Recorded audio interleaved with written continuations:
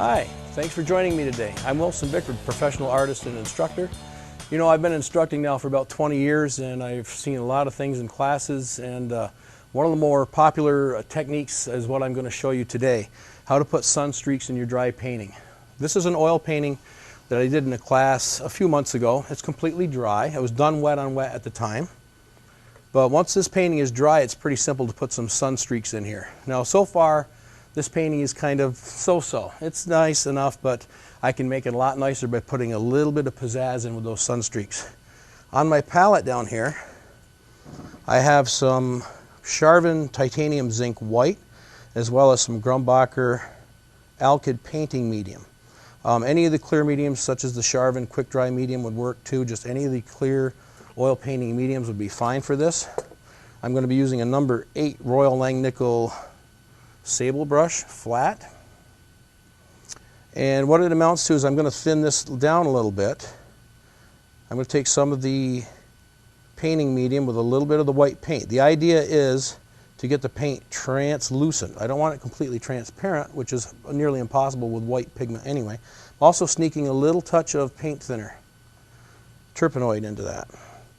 But I want to get it translucent so that it has a transparent enough quality that the background shows through it. And see, I don't need much on the brush. If you get too much on your brush, you can simply wipe this off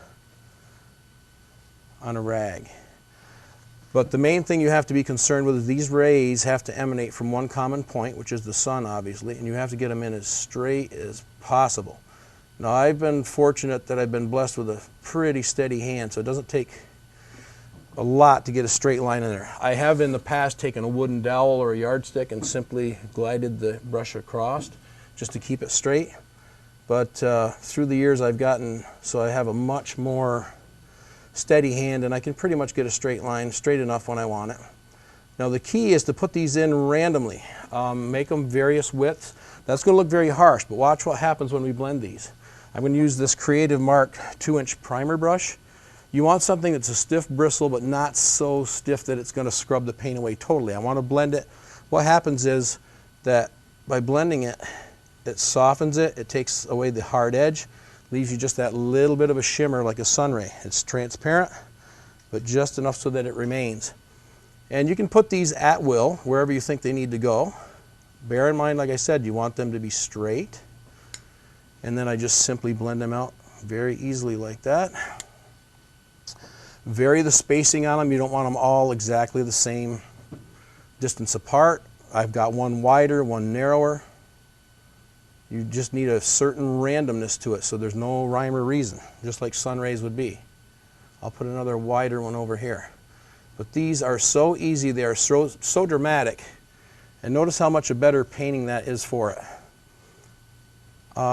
So like I said, you just put these in wherever and whenever you want them. Think random thoughts as you do that.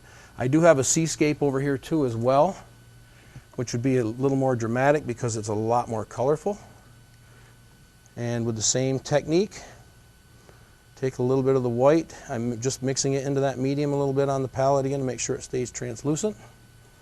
Maybe this time I'll have them coming down from the sun this way onto the water. I'll put them all in first and then blend them.